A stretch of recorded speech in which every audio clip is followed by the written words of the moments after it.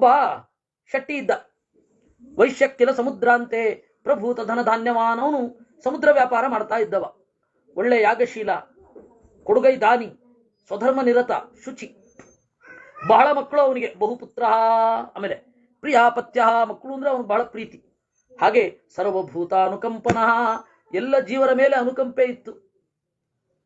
ಅವನು ಒಬ್ಬ ಒಳ್ಳೆ ರಾಜನ ಆಸ್ಥಾನದಲ್ಲಿ ವಾಸ ಮಾಡ್ತಾ ಇದ್ದ. ರಾಷ್ಟ್ರ ಸುಭಿಕ್ಷವಾಗಿತ್ತು. ಅವನಿಗೆ ಪುಟ್ಟ ಪುಟ್ಟ ಮಕ್ಕಳಿದ್ರಲ್ಲ, ಅವ್ರಿಗೆಲ್ಲ ಕಾಗೆನ ಕಂಡ್ರೆ ಏನೋ ಪ್ರೀತಿ.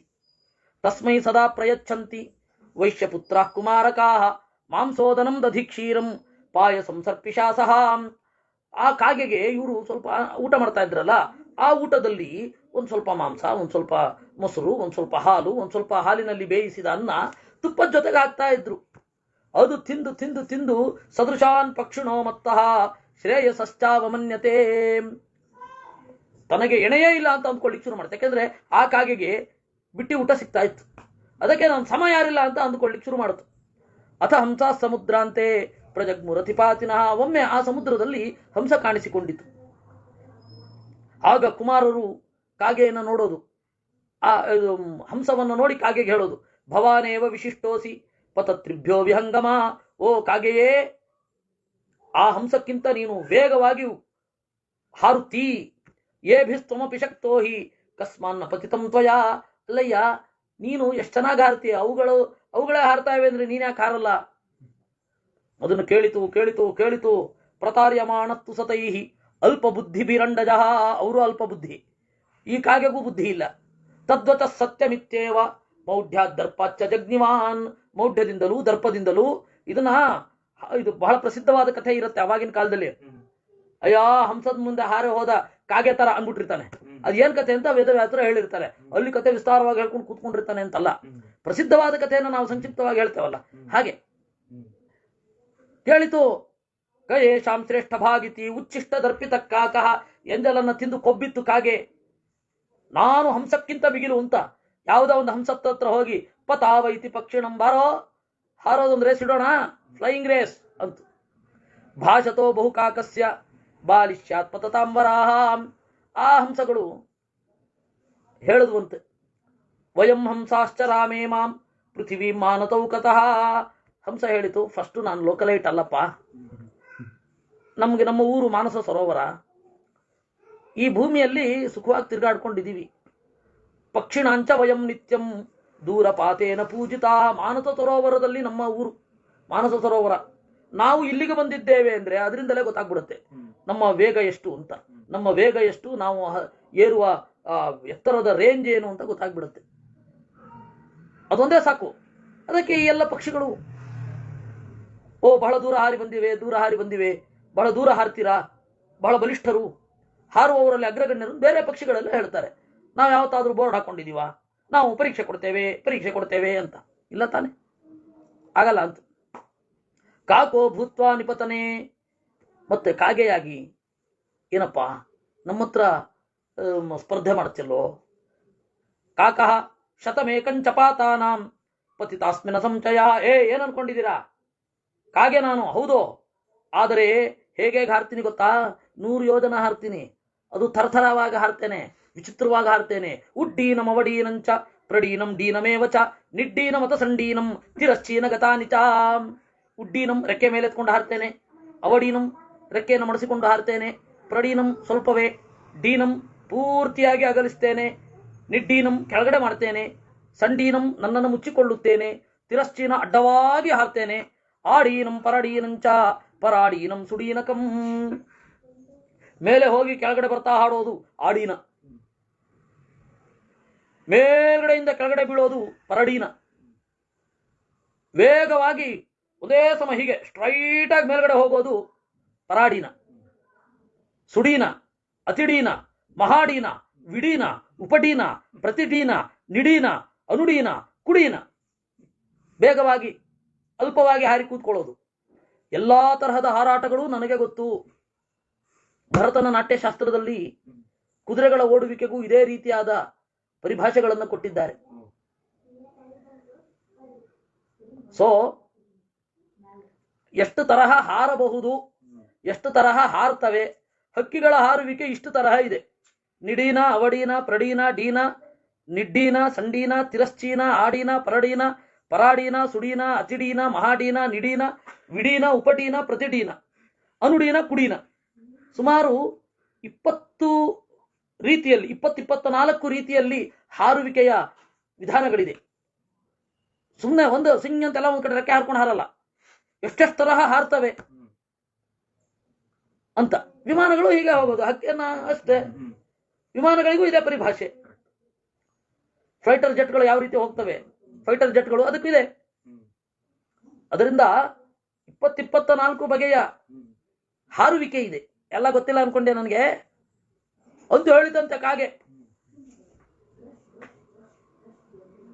ಗತಾಗತ ಪ್ರತಿಗತ ಬಹ್ವಿಶ್ಚೈವ ಕುಡೀನಕಾಹ ಕರ್ತಾಸ್ಮಿ ಮಿಷತಾಂ ವೋದ್ಯ ನೂನಂ ದ್ರಕ್ಷ್ಯಥಮೇ ಬಲಂ. ನೋಡಿ, ವೇಗವಾಗಿ ಹೇಗೆ ಹೋಗ್ತೇನೋ ಅದೇ ದಾರಿಯಲ್ಲಿ ಬರೋದು. ತಿರುಗಿ ಅದೇ ಅಂದ್ರೆ ಏನು ಗೊತ್ತಾ, ಒಂದು ಹೀಗೆ ವೇಗದಲ್ಲಿ ಹೋಗುತ್ತಲ್ಲ, ಅದೇ ದಾರಿಯಲ್ಲಿ ತಿರುಗಿ ಅದೇ ರೇಖೆಯಲ್ಲಿ ಬರಬೇಕಾದ್ರೆ ಪರ್ಫೆಕ್ಟ್ ತಲೆ ಇರ್ಬೇಕು ಅದಕ್ಕೆ. ಇಲ್ಲ ಅಂತಂದ್ರೆ ಬರ್ಲಿಕ್ಕಾಗಲ್ಲ. ಅದು ರೋಡ್ ಅಲ್ಲ, ಇದೇ ರೋಡಲ್ಲಿ ಹೋದೆವು, ಕೆಳಗಡೆ ಟೈರಿನ ಇಂಪ್ರೆಷನ್ ಬಿದ್ದಿದೆ, ಅದೇ ರೀತಿ ವಾಪಸ್ ಬರ್ತೇವೆ ಅನ್ಲಿಕ್ಕಿಲ್ಲ ಇಲ್ಲಿ. ಅಂದ್ರೆ ಅದು ವೇಗವಾಗಿ ಹೋಗುತ್ತಲ್ಲ ಹೀಗೆ, ಹಾಗೆ ವಾಪಸ್ ಬರುವಾಗ ಅದಕ್ಕೆ ಆ ಗಾಳಿ ಇದನ್ನ ಅಲ್ಲ, ಆ ಗಾಳಿ ಹೋಗಿರುತ್ತಲ್ಲ, ಅದೇ ಗಾಳಿಯಲ್ಲಿ ವಾಪಸ್ ಬರ್ಬೇಕಾದ್ರೆ ಅದೇ ಫೀಲ್ ಬರ್ಬೇಕು, ಅಂದ್ರೆ ಅದೇ ದಾರಿಯಲ್ಲಿ ಬಂದಿದೆ ಅಂತ. ಅದೆಲ್ಲ ಮಾಡ್ತೀನಿ ನಾನು ಅಂತ ಹೇಳಿದದು. ನಿಮ್ಗೆ ವಾಲ್ಮೀಕಿ ರಾಮಾಯಣದಲ್ಲಿಯೂ ಹಾರಾಟದ ಅತ್ಯಂತ ಸ್ವಾರಸ್ಯಕರವಾದ ಒಂದು ಮೀಮಾಂಸೆ ಒಂದಿದೆ. ಸವಿಬೇಕ್ರಿ ಅದನ್ನೆಲ್ಲ, ಎಲ್ಲನೂ ಆಗತ್ತೆ ನೋಡಿ. ಇಂಥದಿಲ್ಲ ಅಂತಿಲ್ಲ ಇದರಲ್ಲಿ. ಜನಗಳ ಮೆಂಟಾಲಿಟಿ ಬಗ್ಗೆ ಬಂತ, ಬೇರೆ ಬೇರೆ ಜನಗಳ ಇದ್ರ ಬಂತ, ಏನಿಲ್ಲ ಇದರಲ್ಲಿ. ಕರ್ತಾಸ್ಮಿ ಮಿಷತಾಂ ವೋದ್ಯ. ನೋಡಿ, ಏವ ಮುಕ್ತೇ ತುಕಾಕೇನ ತೇಷಾಮೇಕೋ ವಿಹಂಗಮಃ. ಒಂದು ಹಂಸ ಕೇಳ್ತಾನಗ್ತಾ ಆಯ್ತು, ಅಯ್ಯೋ ಪರೀಕ್ಷೆ ಕೊಡು ಅಂತ ಹೇಳ್ತೀನೋ, ಆಯ್ತು. ಶತಮೇಕಂಚಪಾತಾನಾಂ ಕಾಕತ್ವಂ ಪತಿತಾಧ್ರುವಂ ಏಕಮೇವತ್ಯ ಸಂಪಾತಂ ವಿದು ಸರ್ವೇ ವಿಹಂಗಮಾಹ. ಓ ಕಾಗೆ ಮಹಾಶಯ, ನಿನಗೆ 100 ತರಹ ಹಾರೋದು ಗೊತ್ತಿರ್ಬೋದಪ್ಪ, ಆದ್ರೆ ಉಳಿದ ಎಲ್ಲ ಪ್ರಾಣಿಗಳಿಗೆ ಪಾಪ ಒಂದೇ ತರ ಹಾರ್ಲಿಕ್ಕೆ ಗೊತ್ತಿರೋದು ಅಲ್ವೇ. ಅಥ ಕಾಕಂ ಪ್ರಜಹಸುಹು ಏತತ್ರಾಸನ್ ಸಮಾಗತಾ. ಆಗ ಎಲ್ಲ ನಕ್ಕವಂತೆ, ಎಲ್ಲ ತಮಾಷೆ ಮಾಡಿದಾಗ ನಕ್ಕು. ಸಿಟ್ಟು ಬಂತು. ಹಂಸಶ್ಚೋತ್ಪತಿತ ಕಾಕೋ ಬಲವಾನಾಚ ವಿಕ್ರಮ. ಹಂಸ ಹಾರಿತು ಅಂದ್ರೆ ಅದು ಸ್ಪರ್ಧೆಗೆ ತಯಾರು ಅಂತ ಆಯ್ತಲ್ಲ. ಸ್ಪರ್ಧೆಗೆ ತಯಾರು ಅಂತ ಹೇಳಿ ಓಪನ್ ಆಗಿ ಹೇಳಿದ ಮೇಲೆ ವೇಗವಾಗಿ ಹೋಗೋದೆ. ಇದು ನಿಧಾನವಾಗಿ ಹಾರ್ತಾ ಇದೆ. ಹಂಸ ನಿಧಾನವಾಗಿ ಹಾರ್ತಾ ಇದೆ. ಸ್ಪರ್ಧಿನೌ ಮಹಿತೌ ತೂರ್ಣಂ ಖಮಾಸ್ಥಾಯ ತರಸ್ವಿನೌ ಹಂಸಸ್ತು ಮೃದುನೈಕೇನ ವಿಕ್ರಾಂತಮುಪಚಕ್ರಮೇ. ನಿಧಾನಕ್ಕೆ, ಸ್ಲೋ ಅಂಡ್ ಸ್ಟಡಿ ಗೊತ್ತು.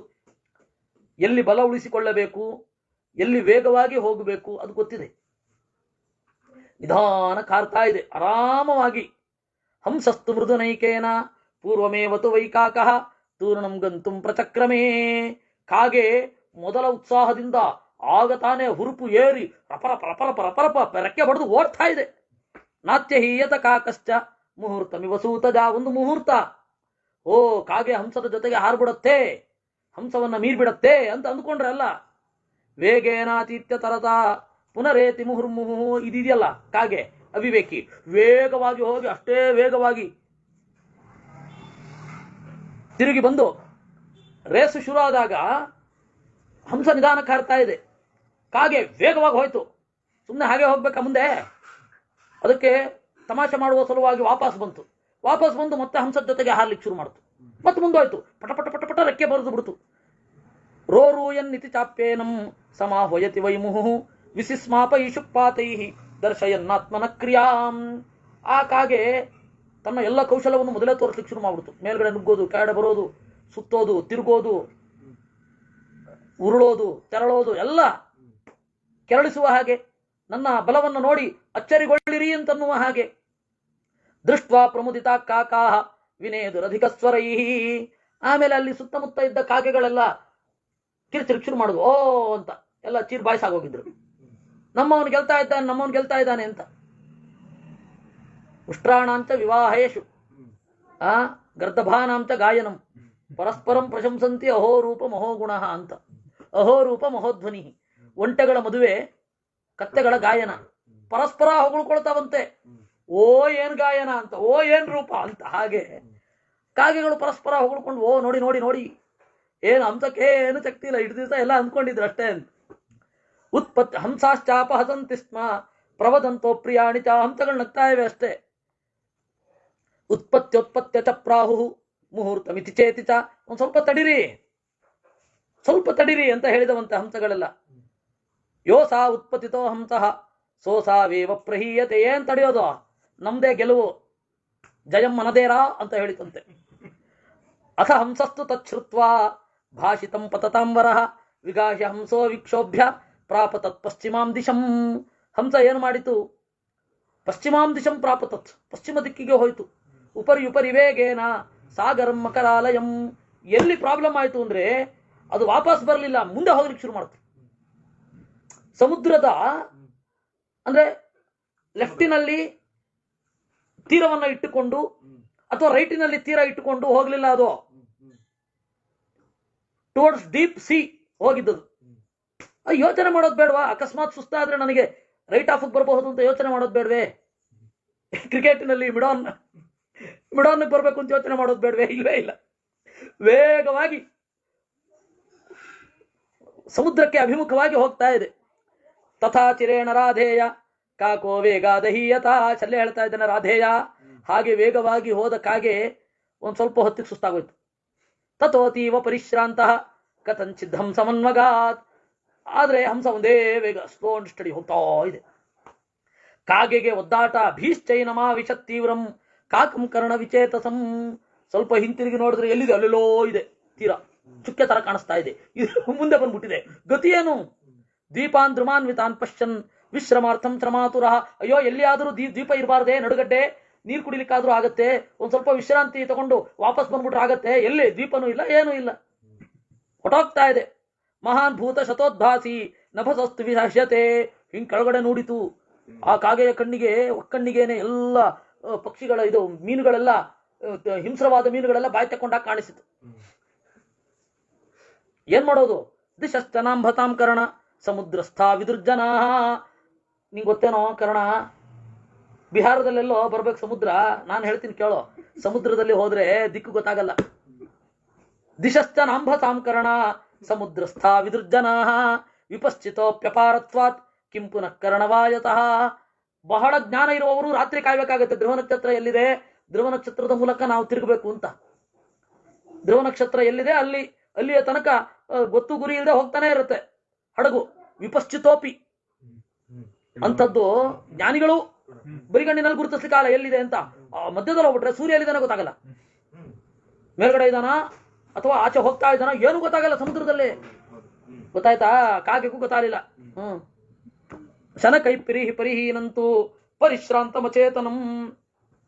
ಕ್ರಮೇಣ ಕಾಗೆ ರೆಕ್ಕೆ ಸೋತು ಹೋಯಿತು.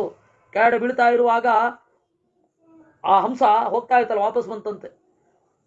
ಬಹೂನಿ ಪತಿತಾನಿತ್ವಂ ಆ ಚಕ್ಷಾಣೋ ಮುಹುರ್ಮುಹು. ಏನಪ್ಪಾ, ಮೇಲ್ಗಡೆ ಹೋಗೋದು, ಕೆಳಗಡೆ ಇಳಿಯೋದು, ಧುಮುಕೋದು, ನೆಗೆಯೋದು, ಹಾರೋದು, ಕುಣಿಯೋದು, ಎಲ್ಲೋಯ್ತವಲ್ಲ. ಅಡ್ಡ ಹೋಗೋದು, ಅಡ್ಡ ಬೀಳೋದಿಲ್ಲ, ಎಂತ ಆಯ್ತು? ಪತಸ್ಯವ್ಯಾಹರನ್ ಖೇದಂ ತಥೋ ಗುಹ್ಯಂ ಪ್ರಭಾತತೆ. ಏನಪ್ಪಾ ಮಾತು ಸಣ್ಣಗಾಗೋಗಿದೆ, ಗುಟ್ಟೇನಾರು ಹೇಳ್ತಾ ಇದೀಯಾ ಅಂತ ಕೇಳಿತಂತೆ. ಪತಸಿ ಅವ್ಯಾಹರನ್ ಖೇದಂ ತಥೋ ಗುಹ್ಯಂ ಪ್ರಭಾಷಸೆ.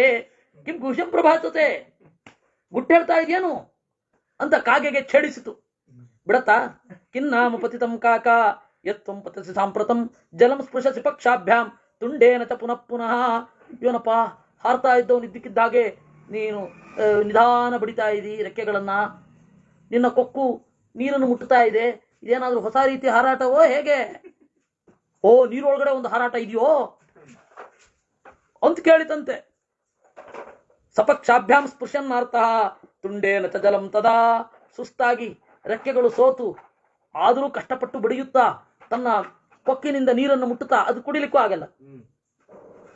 ಸಾಯ್ತಾ ಸಾಯ್ತಾ ಸಾಯ್ತಾ ಹೀಗೆ ಹೇಳ್ತಾ ಇತ್ತಂತೆ, ದಯವಿಟ್ಟು ರಕ್ಷಿಸು ಅಂತ ಹೇಳಲಿಕ್ಕೆ ಕಷ್ಟ ಆಯ್ತು. ನೀರಲ್ಲಿ ದಬಕಂದಿದ್ದಾಯ್ತು. ಶತಮೇಕಂಚ ಪಾತಾನಾಂ ಪತಾಮ್ಯಹಮಿತಿ ಸ್ಮಃ ಶ್ಲಾಘನ್ನಾತ್ಮಾನ ಮಧ್ಯತ್ವಂ ಕಾಕ ಭಾಷಿತವಾನತಿ. ಬಹಳ ತರಹದ ಹಾರಾಟಗಳನ್ನು ಹೇಳಿದಿಲ್ಲಪ್ಪ, ಈಗ ಸುಸ್ತಾಗೋಯ್ತೇನು? ಆಗ ಕಾಕ ಹೇಳಿತಂತೆ, ಉಚ್ಛಿಷ್ಟಾನ್ನೇನ ಪೃಷ್ಟೋಹಂ ದರ್ಪೋತ್ಸಿಕ್ತ ಕುಸತ್ವತಃ. ಏನೋ ಎಂಜಲು ತಿಂದುಕೊಂಡೆ, ತಲೆ ಕೆಟ್ಟೋಯ್ತು. ಸುಪರ್ಣೈವ ಚಾತ್ಮಾನಂ ಜ್ಞಾತವಾನ್ ಬುದ್ಧಿಲಾಗವಾತ್. ನನ್ನ ಬುದ್ಧಿ ಸರಿ ಇಲ್ಲ, ಗರುಡನ ರೇಂಜಿಗೆ ಬಿಲ್ಡಪ್ ಕೊಟ್ಬಿಟ್ಟೆ ಇವತ್ತಿನ ಭಾಷೆಯಲ್ಲಿ. ಸುಪರ್ಣೈವ ಚಾತ್ಮಾನಂ ಜ್ಞಾತವಾನ್ ಬುದ್ಧಿಲಾಗವಾತ್. ಇವತ್ತಿನವರ ಪರಿಭಾಷೆಯಲ್ಲಿ ಇದೇ ಭಾಷೆ. ಏನು, ಗರುಡನ ರೇಂಜಿಗೆ ಬಿಲ್ಡಪ್ ಕೊಟ್ಟೆ ಅಂತ. ಶರಣಂ ತ್ವಾಂ ಪ್ರಪನ್ನೋಹಂ ಉದಕಾಂತಿ. ಆ ತರಹ ಹೇಳಬಾರ್ದು, ನನ್ನನ್ನು ಗರುಡ ಅಂತ ಅಂದ್ಕೊಂಡಿದ್ದೆ ಅಂತ ಸರಿಯಾದ ಅನುವಾದ. ಆದ್ರೆ ಆ ತೀವ್ರತೆ ಬರಬೇಕು ಅಂತಂದ್ರೆ ಇವತ್ತಿನದ್ದು ಪರಿಚಯ ಮಾಡಿಸ್ಬೇಕು. ಹೇಗೆ ಇವತ್ತು ಇದನ್ನೇ ಹೇಗೆ ಹೇಳ್ತಾರೆ ಅಂತ. ಶರಣಂ ತ್ವಾಂ ಪ್ರಪನ್ನೋಹಂ ಉದಕಾಂತಮವಾಪ್ನುಯಾಂ. ದಯವಿಟ್ಟು ನಿನ್ನನ್ನೇ ಮೊರೆ ಹೊಕ್ಕಿದ್ದೇನೆ. ಹಂಸ ಆಪದೋ ಮಾಂ ಸಮುದ್ಧರ. ಆಪತ್ತಿನಿಂದ ನನ್ನನ್ನು ರಕ್ಷಿಸು. ಏನಾದ್ರೂ ನಾನು ಬದುಕು ಉಳಿದ್ರೆ ಈ ತರಹ ಮತ್ತೆ ಮಾಡೋಲ್ಲ ಅಂತ ಅಲ್ಲೇ ಕನ್ಫೆಷನ್ನು, ನಿವೇದನೆ. ತಮೇವಂ ಕರುಣಂ ದೀನಂ ವಿಲಪಂತಮಚೇತನಂ ಕಾಕ ಕಾಕೇತಿ ವಾಶಂತಂ ನಿಮಜ್ಜಂತಂ ಮಹಾರ್ಣವೇ. ಕಾ ಅಂತ ಕೂಗ್ತಾ ಇರುವ, ಸಮುದ್ರದಲ್ಲಿ ಮುಳುಗಲಿಕ್ಕೆ ಬಂದಿರುವ ಆ ಕಾಗೆಯನ್ನು ನೋಡಿ ಕೃಪೆಯಿಂದ ಪರೀತನಾಗಿ ಪದ್ಯಾಮುಚ್ಛಿಪ್ಯವೇ ಪಂತಂ, ತನ್ನ ಕಾಲಿನಿಂದ ಹಿಡಿದು ಮೇಲ್ಗಡೆ ಚಿಮ್ಮಿತಂತೆ ಕಾಗೆಯನ್ನ. ಆಮೇಲೆ ಬೆನ್ ಕೊಟ್ಟು ಅದಕ್ಕೆ ಕೂಡಿಸಿಕೊಂಡು ಅವಿಸ್ಮಯಸ್ತದಾಕರಣ ಪುನರೇನಂ ತಮಾಪಯತ್ ಸಮಾನಯತ್, ಮತ್ತೆ ತಂದು ಆಮೇಲೆ ಒಂದು ದ್ವೀಪದಲ್ಲಿ ಅದಕ್ಕೆ ವಿಶ್ರಾಂತಿ ಕೊಡಿಸಿ ನೈವಂ ಪುನಃ ಕಾರ್ಯಂ, ಈ ರೀತಿ ಮಾಡಬಾರದಿನ್ಮೇಲೆ ಅಂತ ಹೇಳಿತು.